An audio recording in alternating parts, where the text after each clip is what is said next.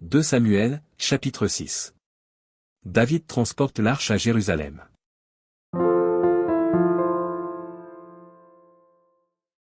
David rassembla encore toute l'élite d'Israël, au nombre de 30 000 hommes. Et David, avec tout le peuple qui était auprès de lui, se mit en marche depuis Baal et Juda, pour faire monter de la l'arche de Dieu, devant laquelle est invoqué le nom de l'Éternel des armées qui réside entre les chérubins au-dessus de l'arche. Ils mirent sur un char neuf l'arche de Dieu, et l'emportèrent de la maison d'Abinadab sur la colline. Uza et Akjo, fils d'Abinadab, conduisaient le char neuf. Ils l'emportèrent donc de la maison d'Abinadab sur la colline. Uza marchait à côté de l'arche de Dieu, et Akjo allait devant l'arche. David et toute la maison d'Israël jouaient devant l'Éternel de toutes sortes d'instruments de bois de cyprès, des harpes, des luths, des tambourins, des sistres et des cymbales. Lorsqu'ils furent arrivés à l'aire de Nacon, Uza étendit la main vers l'arche de Dieu et la saisit, parce que les bœufs la faisaient pencher. La colère de l'Éternel s'enflamma contre Uza, et Dieu le frappa sur place à cause de sa faute. Uza mourut là, près de l'arche de Dieu. David fut irrité de ce que l'Éternel avait frappé Uza d'un tel châtiment. Et ce lieu a été appelé jusqu'à ce jour Péré-Uza. David eut peur de l'Éternel en ce jour-là, et il dit, « Comment l'arche de l'Éternel entrerait-elle chez moi ?» Il ne voulut pas retirer l'arche de l'Éternel chez lui dans la cité de David, et il la fit conduire dans la maison d'Obed-Édom de Gath. L'arche de l'Éternel resta 3 mois dans la maison d'Obed-Édom de Gath, et l'Éternel bénit Obed-Édom et toute sa maison.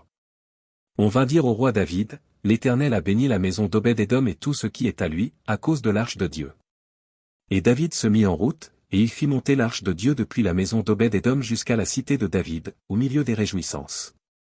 Quand ceux qui portaient l'arche de l'Éternel eurent fait 6 pas, on sacrifia un bœuf et un veau gras. David dansait de toute sa force devant l'Éternel, et il était ceint d'un éphod de lin. David et toute la maison d'Israël firent monter l'arche de l'Éternel avec des cris de joie et au son des trompettes. Comme l'arche de l'Éternel entrait dans la cité de David, Michal, fille de Saul, regardait par la fenêtre, et, voyant le roi David sauter et danser devant l'Éternel, elle le méprisa dans son cœur.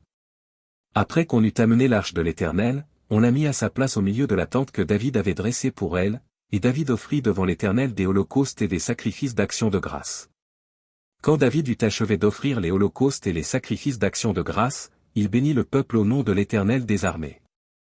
Puis il distribua à tout le peuple, à toute la multitude d'Israël, hommes et femmes, à chacun un pain, une portion de viande et un gâteau de raisin. Et tout le peuple s'en alla, chacun dans sa maison.